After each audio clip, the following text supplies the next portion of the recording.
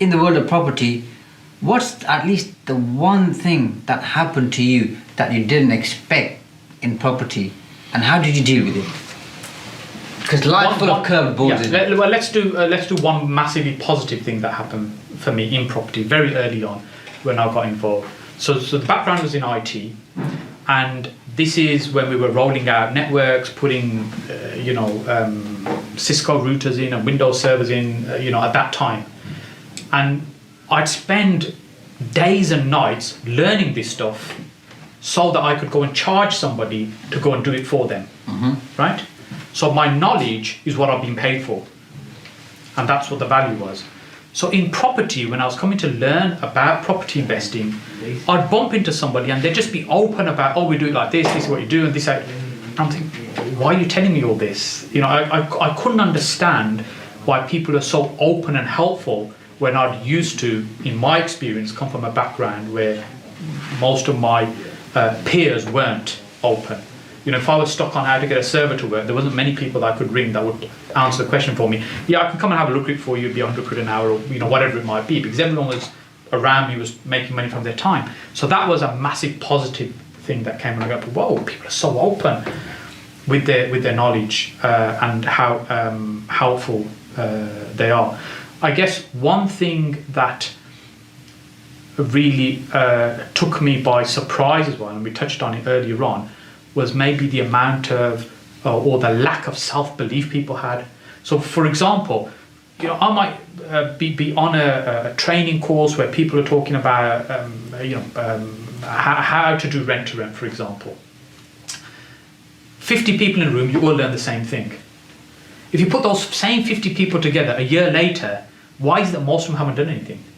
They all learnt exactly the same thing, and that is something that I just couldn't understand that, and I still struggle to comprehend that sometimes. Why some people will just not utilize what is available to them that can completely change your life. And why do you think that is? I think it's fears. I think it's and maybe my experience has been, as I said, when you're self-employed, no one's going to feed you. You've got to put food on the table. You've got to go out, do what you need to do to make sure that you're earning. And when you're, and I'm thinking of some of my friends I was at college and university with, when they're working for somebody else and that check is going to come regardless at the end of the month, and that pays the mortgage, that pays the food bills, that pays for the holidays, pays for the car insurance, pays for the kids' private school, there's a dependency then on that. There's now a massive fear of trying to step away from that. And the only way I can understand it is, well, I have no net to say I'm going to fall, I'm going to, hurt myself, and they're too afraid to fall. And that's just maybe my way of understanding it. And I think it ultimately comes down to fear. Yeah, I think it's partly fear, partly confidence, or lack of confidence, i.e. I don't have a professional qualification. I think that holds a lot of people back. But I think also people just aren't able to recognise how able and competent they really are, because they've never pushed those boundaries. So whether they're staying in their comfort zone and they're fearful or whatever, but they don't know what the remarkable success that they can achieve, because there's so much greatness in every single person. Absolutely.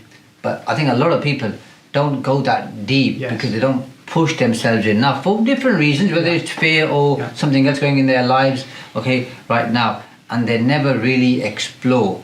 Whereas I guess people like you and I, again, linking it back to our childhood, of the experiences we've had, because I'm sure when you were growing up, your parents told you something like, for example, we came here with nothing. You hear stories of when I arrived at the airport, I didn't even have my wallet on me, never mind having 10 pence or a pound or whatever. So I came with nothing. All the time, yeah. And then obviously we have an inherent belief in a supreme being. Yes. Okay, so our belief is you die and you don't take anything with you in terms of material assets. The only thing you take with you is the good that you've done, and also, of course, the bad that you've done, because you get judged for that.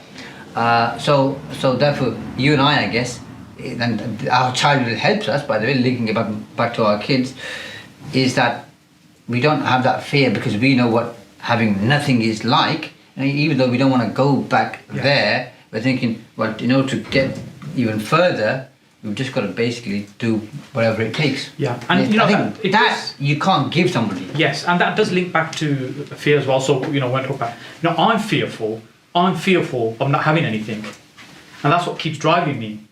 Do you see? So that I don't think that ever goes away. You know, when I spent a lot of time, and I still do as much as I can, learning about other successful people, and now there's so many amazing podcasts and stuff and interviews you can watch and learn people and you know, read their books and their journeys, and you see so many people that have achieved so much.